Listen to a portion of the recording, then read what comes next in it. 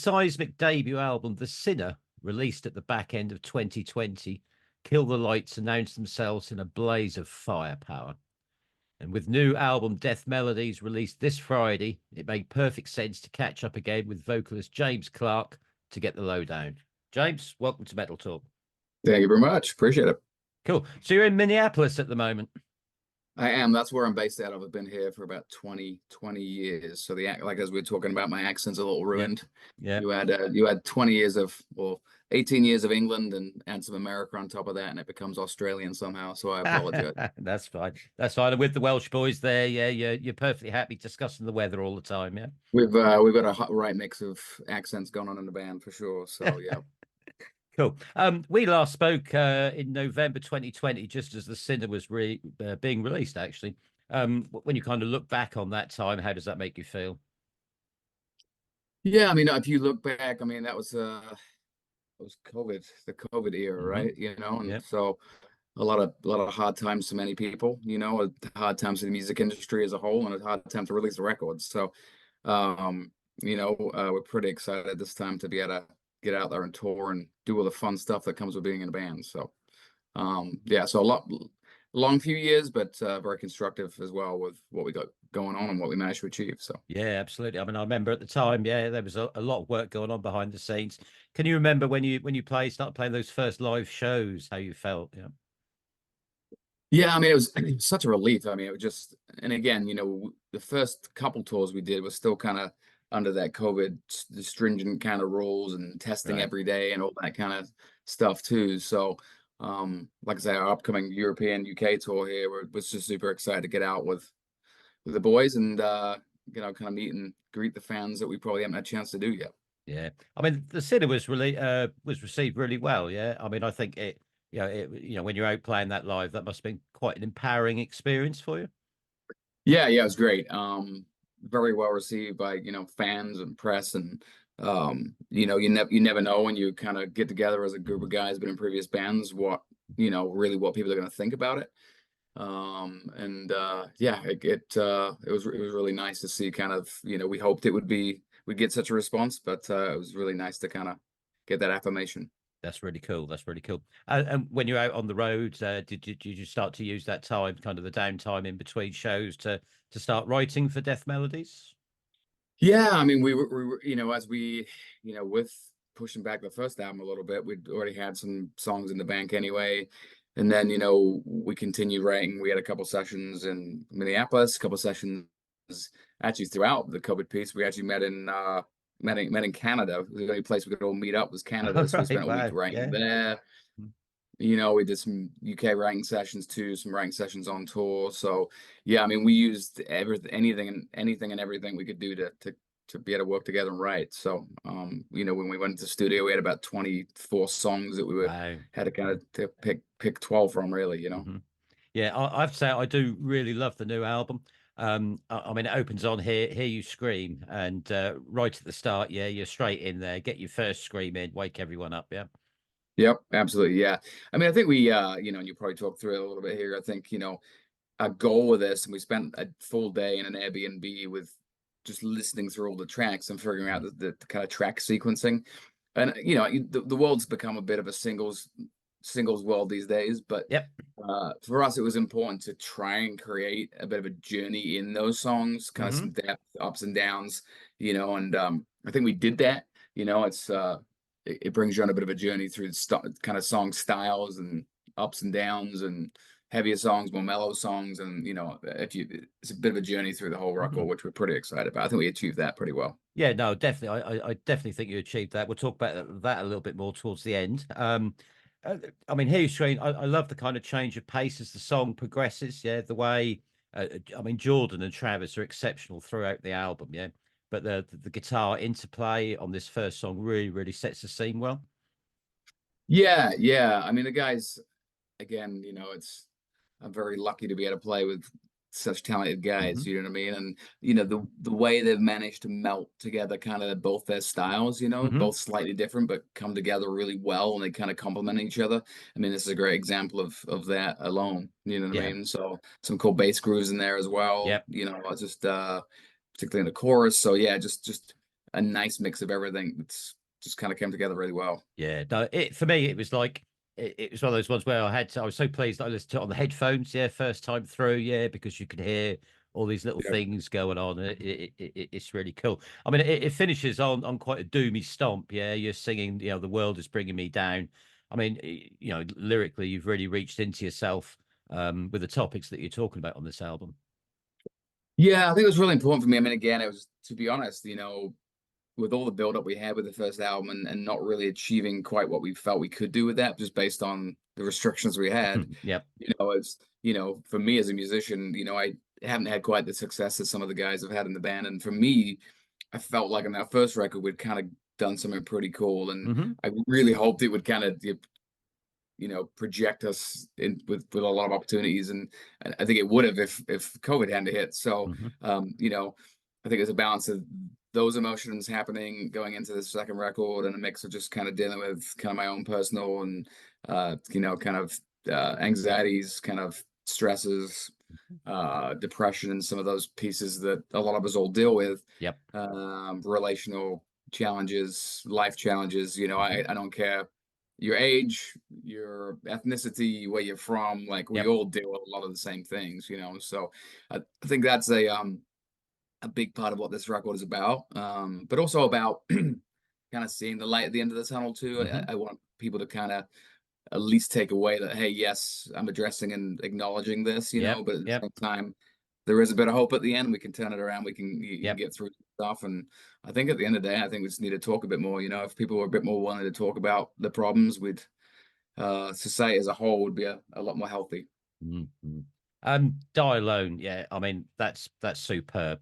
There's a wonderful riff at the beginning, and I really love the way Jason powers his bass through. That's going to be a great one to hear live. I mean, I can already feel like the bass and drums, yeah, blasting through my feet as I'm standing near the front of the stage. Yeah, that's one of my favorite songs on the album. Just sweet groove, and just some of the drum beats in there too that Moose has kind of pulled out on that 4 on the Floor, just kind of open Pantera-esque bits kind of in there, you know what I mean? And I kind of, again, we try to not say break the mold, but we're trying to like push stuff a little bit that you probably wouldn't expect a metalcore band to always do, or whether it's a throwback, a compliment back to an old band, or whether it's a look forward into some kind of more modern stuff too. I mean, we've tried to keep it interesting while still maintaining kind of what we are, right? We'll always be kind of founded in that metal/metalcore genre, but there's nothing wrong with exploring kind of different grooves, and Absolutely not. And and you've got a great sing-along part in the chorus too, yeah. And there's a slow down part before the epic solos, and then it's back to the chorus, and the riff is really big in the outro. I mean, when you have sections like that in a song, yeah, is that something difficult to craft together as you're writing? It kind of tends to, I mean, oftentimes, so we'll kind of do different phases. So certain songs will kind of write themselves. Other songs, like this one, that intro riff, which is also the outro riff. Initially, when we demoed it up, we didn't come back to that riff, but I was like, okay. I just hear that, like, some of the guys were like, maybe it's too obvious. I'm like, it's just such a good riff, though. I want to hear it again. I just feel like we need to go back to it, So that was one of the, we collectively were like, when we heard it like that, we're like, yep, that works, So I think oftentimes we'll have variations of songs, going into the studio. We may change sections of the songs. Some of the songs dramatically change when we're in the studio, and that's kind of the magic of the studio. But for the most part, we kind of pre-produce a lot of these demos going into it, knowing for the most part where it's going to land. So again, we've already written the album before you rework the album for studio. So that's kind of tend to how we've always worked, versus kind of being in the studio and writing and then having a completed product. And Chris Clancy, one of the producers too, is very good with that. Chris is really good with the pre-production piece and kind of figuring out, hey, this is a really strong point here vocally, or this is a really strong riff. We need to reiterate this riff, down the line, or bring it back in somehow, So I love Broken Bones too. I mean, that's another one that's going to be really cool live. So you're over here in April, yeah? How's your set looking? Are we talking 50-50 Sinner and Death Melodies, or? Yeah, it's I think doing 2-ish shorter runs in the UK previously, we didn't really flush out the love for Mhm. everybody's the center, you know. But Yep. I think it's also important to kind of play the new tunes as well. So I think it's Mhm. gonna be a very solid mix. We're playing for over an hour, so I think we're at like 15, 14, 15, 16 songs for the Wow. set. So um should be a pretty good balance of both, probably a bit more sinner, and then a good seven Okay. news Okay. tunes. So Okay. Cool. we got the Cool. spread. I'll get my pen out and mark down the ones you need to do. Yeah. Bleeding. I mean, your vocal range really shines through here. I love again the way this song builds. Yeah, the second verse and the pace picks up wonderfully in the second verse, and you're screaming out, and no one hears a word you say. You sing in the middle part. It's really atmospheric, isn't it? Yeah, I mean, I think for this, I've been in bands for 20 years. I feel like I've musically this is the best Hmm. surrounding I've been in. Hmm. But I tried for me, I tried some different things, whether it's falsetto, some different Hmm. screaming styles, some different singing types. I did truly try and push myself to see where it would go. And believe me, it didn't always go. It wasn't always the right thing. We had to Right. rewrite some Okay. stuff.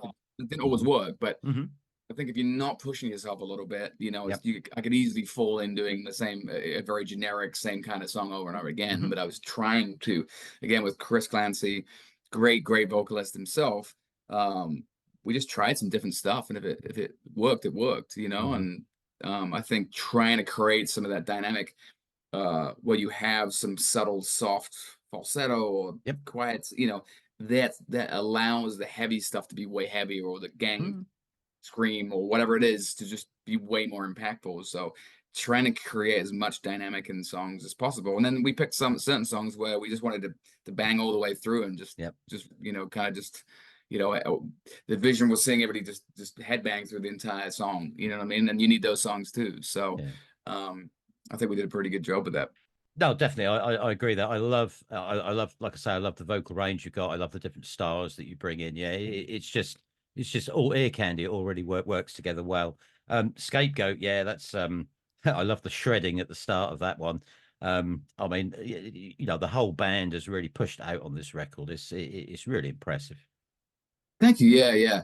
And Scapegoat's kind of, that kind of just sits in that kind of metalcore genre, really. Hmm. That's Jay's zone right there with that screaming specifically. And then just, again, to open it with that kind of just solo groove, you know what I mean? It's just, yeah, Hmm. it's got a lot of energy to that. That's another one that's likely going to be played live. Yeah, brilliant, brilliant.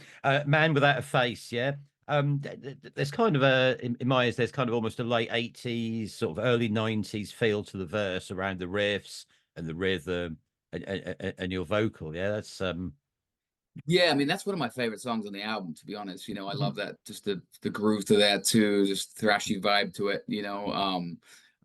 Again, I and that was one of the ones I fought for on the record. What's Okay. interesting about the record is having 23, 24 songs.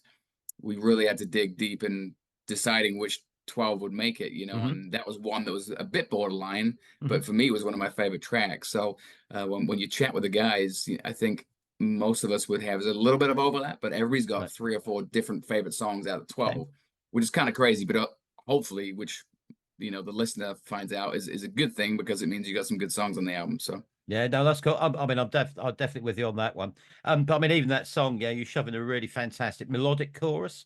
I mean, that's a real fist pump for the crowd. Yeah, there's the wonderful soft middle, and this is another, to me, that's another epic song across a pretty epic album.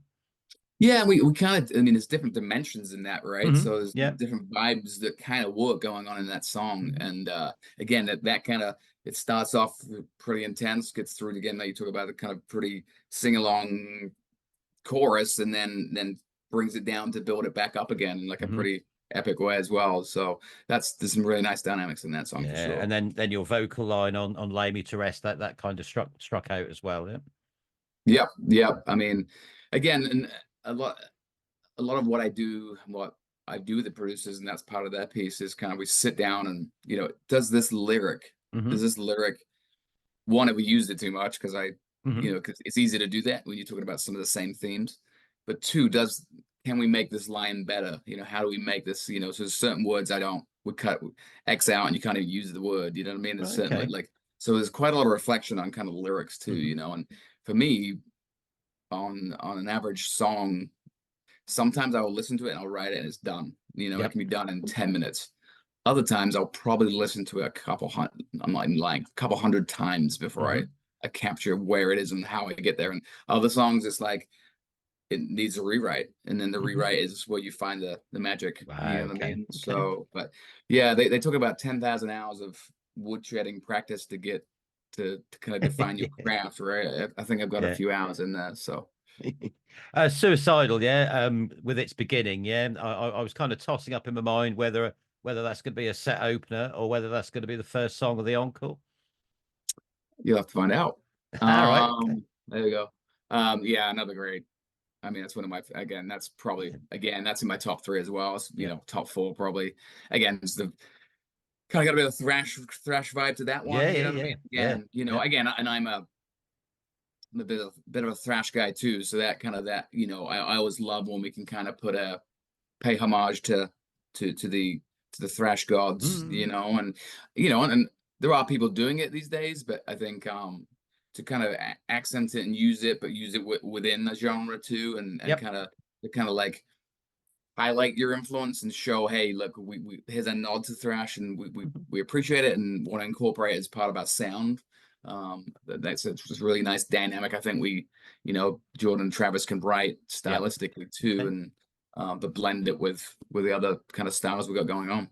Okay, cool, cool. And you spoke about the journey through the album, yeah, and yeah, I'm kind of old school. I like an album, yeah. I'm not I don't like these waterfall single things, Yep. yeah, because it's dull, yeah. Um, but Death Melody finishes on Drowning, yeah.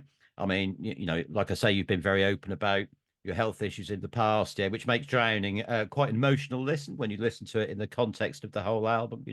I mean, you start off with let's wipe away your tears and cover you in gold, and it's slow, it's poignant, yeah. And then you've got the main part of the song, and then you throw that line in towards the end as the album kind of just drifts to its close, so I was thinking, and I got goosebumps now. I was thinking, when you think about the aggression of the album and the power through the album and all the changes, yeah, it is a message of hope at the end, isn't it? Yeah, I think, and like it's funny because I appreciate you let me know that it's because it gives me that way. Hmm. And I think it's kind of at the end. I think it's just a collective release of breath, kind of like not a sigh, but just like a Hmm. feeling some of that weight. You're letting it go a little bit, Yep. and you've told your story, you've said what you need to say, and uh, yeah, I mean, I love how that one came together too. It's an interesting story about that process too. I mean, I was writing with Travis on that one, and it was we wrote we wrote he hit two notes randomly. I'm like, Right. open note that, play that again, open note it, and I had the first melody for the verse, and that was written in about 10 minutes. That being Right. said, um I left him at the studio and we had no chorus on it. And I'm Okay. like, they're like, just throw something down, I'm like, got a quick idea, I'll throw it down, and that was it for the Wow. chorus. Okay. And again, that's one of my favorite songs. Again, Yeah. another one of my favorite songs of the record. It's it just came together, Yep. and I think that one kind of that's got some kind of some the groove in it. That's the interesting about that. It's a really really cool groove in that Hmm. chorus riff that is you don't always hear it. There's a couple layers in there, but it's got a Yep. really cool, like, I won't even say Gojira riff, but it's a really cool kind of groove in that one. But then it's got kind of some of that 90s grunge-esque Hmm. vibe, melody, Soundgarden influence in there too for a melody, right? Hmm. So and that's what I heard in that song too. But then you kind of you listen to the verses, it's got a bit more of that kind of what would be considered maybe a bit more of a modern melody vocal line in that too, just the way it's kind of textured. So again, it's just another piece of texture that we kind of Yep. found in there, Yep. and it works. But sits nicely in context with the rest of the album too. You Oh, it know. does. I mean, I mean, I wrote down it's the closest thing. You know, when you finish that last line, yeah, I wrote down it was the closest thing to a very heavy metal cuddle you can get from using your ears. That's the best quote I've heard yet. You know. But yeah, again, I think we just wanted to end it with to the point where you're satisfied, but you want to go back and listen to it all Yeah, over oh again. yeah, You know yeah, what I mean? yeah, yeah. Yeah. So again, just for me, again, I'm just proud of what we did. Proud of being able to kind of share stuff and people Yeah. not just kind of seeing and hearing and acknowledging it. Right? It's very, very cool to have that. So I appreciate it. Oh, cool. I mean, I have to say I love the Sinner, yeah, but listening to Death Melodies, I really got the sense that you've really worked hard between yourselves to develop something special, yeah. And I mean, it's really, really cool. No sign of the difficult second album. No, I mean, I think a lot of bands struggle with that second. They have probably 5 or 10 years to figure out the first one, and Hmm. then I feel so many bands struggle on that second one. I think for us, um, we came together as guys that have had their own style, doing their own things, and figured it out somewhat on the Hmm. first. On the second one, I think we kind of have defined a bit who Kill the Lights really are. Yep. And we created our own band sound. It's not this dudes from 5 other bands in the supergroup thing. It carries its own weight. They've kind of created they're figuring out the sound and what they like to do and how they do it. And Yep. we haven't shied away. We didn't shy away in the first record to be able to do songs that are a bit more ballady or a bit more radio-y, but then we didn't shy away from heavy stuff either. So I think we've kind of covered the same again on this. I just think we managed to take what we did on the first. It's more seamless and it's melted together way better. Hmm. We kind of figured out how to write the songs a bit better, and I think we stretched all those things that were good in like slightly different directions and pushed Hmm. the boundaries on it for this one to make it. Again, it's funny. Every band's going to say the next album's a better one, right? Yeah, But yeah, yeah, yeah, you yeah, know, yeah. but the listeners will be able to tell you. They'll figure it out No, themselves. that's But cool. I mean, I really, it's one like I say, it's one I really enjoyed listening to. Yeah, and I went a few times. Yeah, start all the way through to the finish. Yeah, and took on the whole journey. I mean, obviously, you're back. You're in Cardiff on the 19th of April. Start the tour. Looking forward to that. You must be pleased to get back to the UK. What food do you miss? it's gonna be it's so like stereotypical though. You know what I mean? But it would be like a Sunday roast. I Right. just Okay. homemade gravy if you're gonna get Yeah. technical on it. Yeah. All right. Your fish and chips, standard again, just Yeah. from fish and chip shop chips. I do love a good curry though. All right. Okay. Love a good curry, a couple beers. So that tends to be. You ask the guys too. Anywhere I go, I get bangers and mash as well. So that'll be Right. another thing. So again, it's about as obvious English as you get Yeah. there, pretty close. But it's the stuff you don't get. That's not tends to be not great in America. So Right. Okay. So you haven't tried to get like this little sort of group of Yorkshire pudding makers together in I might have to do that. Minneapolis. I might need to. So I went to a fish. I call it a fish and chip shop here, Yeah. right? And it was actually decent, but they had white vinegar, not malt vinegar, on the table. Oh, Like right. Okay. instantly, you don't Yeah. qualify right there. Just Yeah. alone, it's Yeah. not that. You know what I mean? So, I yeah, would have there's a been out. couple. I would have been out of the door. I'm just offended by it, to be Yeah. honest. So, but Sorry. anyway. So we've gone off topic there. So Cardiff on the 19th of April. Any surprises lined up for the tour? I mean, just the plan is to just kind of. I mean, we're pretty excited about the fact that we're headlining this, which is awesome. You know what I Mm. mean? We kind of then can control the set time too. Yep. The kind of venues are all 200 or 300 cap rooms. Hmm. Which some of them even a little smaller. And I think anybody that's a lover of music, or metal rock, whatever, those sweaty small club venues have always been my favorite spots. I don't care where it is. They've been my Yep. favorite places to play and or watch shows. And some of my favorite memories are in those small venues. So Yep. I think we were just all going as a band looking through the other day and Googling all the venues, and everybody's just sharing it. It's pretty cool. We're excited about just playing them. I mean, you had 150 people in some of those venues that Yeah. realistically the capacity is really not 150. Hmm. it's a great time. So No, I'm definitely with you on the sweaty venues. Dome on the 20th in London. Yeah, I'm trying to speak to the wife to get a pass for that. But I'm really looking forward to seeing you guys live. Yeah. yeah. Like I said, we're just really excited. You know, we get together. You know, we'll be flying in a week before, so we practice for a full week prior to that. You know, based on everybody kind of being in different spaces, we all practice on our own, but we do a full week of band rehearsal prior to the tour just to make sure everything's dialed in. So. Cool, cool. So look, I wish you very best for the album. Yeah, Death Melodies. I think it's really, really special album. Good luck for the tour. Any message for the fans? No, I mean, we're just really excited to meet you, swinging out. We'd love to see you, your pretty faces, shake your hands. I mean, just bring a friend. Let's have a good time. We just can't wait to play for people. And you know, again, we're trying to really push the message around taking care of each other. You know, the metal community is a wonderful place, and a lot of us find ourselves in this space because it's a community that lifts up people, and we take care of each other. You know, so I think this album kind of talks about that, and Yep. you know, let's share that. And again, kind of the messages: if you're struggling in life, you know, reach out, get help, ask for help. I think we're all there for each other, and we should be there for each other. So, but come and chat with us at the shows. We want to meet you all and say hi and share your stories. Fantastic, fantastic. So come see Killer Lights, get your heavy metal cuddle. Yeah. James There we Clark. go. James Clark, thank you so much. Appreciate it. Chat soon. Cheers, mate. Thank you. Thanks. Appreciate it. Yeah, bye.